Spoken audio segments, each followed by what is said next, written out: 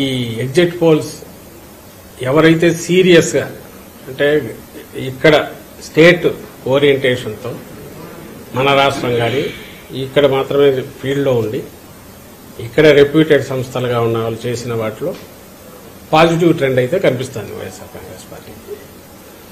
ఢిల్లీలో కూర్చొని parliament as a యూనిట్గా తీసుకొని 100-200 శాంపుల్స్ వాళ్ళు ఎక్కడెక్కడ ఫోన్ల మీద తీసుకుంటారో ఎట్లా అలాంటి వాటిలో కొంత బీజేపీకి అడ్వాంటేజ్ ఇవ్వాలనే ఒక ముందే టార్గెట్ పెట్టుకొని చేసినట్టు అనిపిస్తుంది. సో ఏదేమైనా ఇంకా 48 అవర్స్ మనకు ఈ టైంకు ఐ థింక్ ఎల్లుండి మొత్తం ఈవీఎంలన్నీ ఓపెన్ అయిపోయింటే రిజల్ట్ కూడా ఆల్మోస్ట్ తెలిసిపోయి ఉంటుంది. పాయింట్ వచ్చి ఇక్కడ ఏదంటే మళ్ళీ ముందు నుంచి మేము చెప్తున్నదే మళ్ళీ చెప్తున్నాం. ఈ 5 ఏళ్లలో మా ప్రభుత్వం జగన్మోహన్ రెడ్డి గారి ప్రభుత్వం జగన్మోహన్ రెడ్డి గారు వ్యక్తిగతంగా ఆయన ఒక నాయకుడిగా ప్రజల్లోకి పార్టీని తీసుకెళ్లినంతగా కానీ లేదా ఒక కొత్త రకం విప్లవాత్మకమైన మార్పులు తీసుకురావడం కానీ వేటి ద్వారా అయితే పేదలందరూ కూడా బాగా లబ్ధి పొందారో ఆ లబ్ధితో ఆర్థికంగా వెసులుబాటే కాకుండా సాధికారత కూడా సాధించుకున్నారు.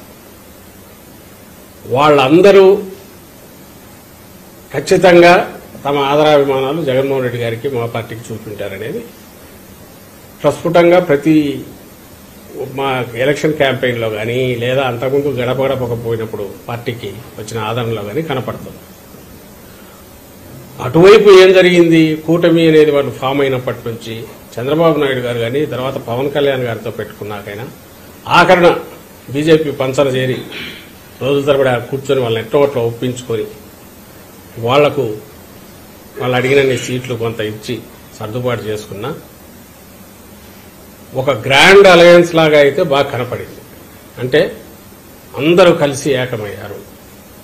జగన్మోహన్ రెడ్డి ఎవరో ఒక పక్క ఉన్నారు, అందరూ కలిసి ఏకమయ్యారు అన్న దాంతో పాటు వచ్చే సౌండ్ ఏదైతే ఉందో అది మాత్రం చాలా పెద్దగా వచ్చింది.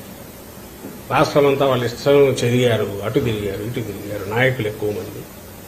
వీటన్నిటితో పాటు ఎప్పుడూ జగన్మోహన్ రెడ్డి గారు చెప్తున్నది మా పార్టీ ఏదైతే పేదల కోసం ఎప్పుడైతే నిలబడినామో అన్ని వర్గాల పేదల కోసం ముఖ్యంగా ఎస్సీ ఎస్టీ బీసీ మైనారిటీలు అలాగే మిగిలిన సామాజిక వర్గాల్లోని పేదల పక్షాన ఎప్పుడైతే నిలబడినామో పేదల జీవితాల్లో ఎప్పుడైతే వెలుగు నింపామో సహజంగానే ఇది పేదలకు పెత్తందారులకు మధ్య ఒక యుద్ధంలాగా ఎప్పుడైతే తయారైందో ఎవరి వాయిస్ అయితే పెద్దగా ఉంటుందో వాళ్ళందరూ ఒకటి అయ్యారు.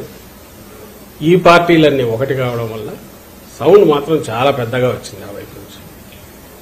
దాన్ని పట్టుకొని అక్కడి నుంచి దాని మీదనే మొత్తం బిల్డ్ చేస్తూ సెంటర్లో ఉన్న దీంతోనూ ఎన్నికల కమిషన్ మీద ఒత్తిడి తీసుకొచ్చో మీరు గమనిస్తే గత నెల రోజులుగా ఎన్నికలకు ముందు నుంచి వస్తున్న డైరెక్షన్స్ కానీ మెల్లగా పూర్తిగా ఎలక్షన్ కమిషన్ ఒక నిష్పక్షపాతంగా ఉండాల్సిన ఒక పెద్ద మనిషి ఒక ఆర్బిట్రేటర్ లేదా ఒక అంపైర్ ఎట్లుండాలనో అది వదిలేసి ఏకపక్షంగా అడ్డదిడ్డంగా డెసిషన్లు తీసుకోవడం ఇవన్నీ కంటిన్యూస్ చూస్తూనే ఉన్నాం.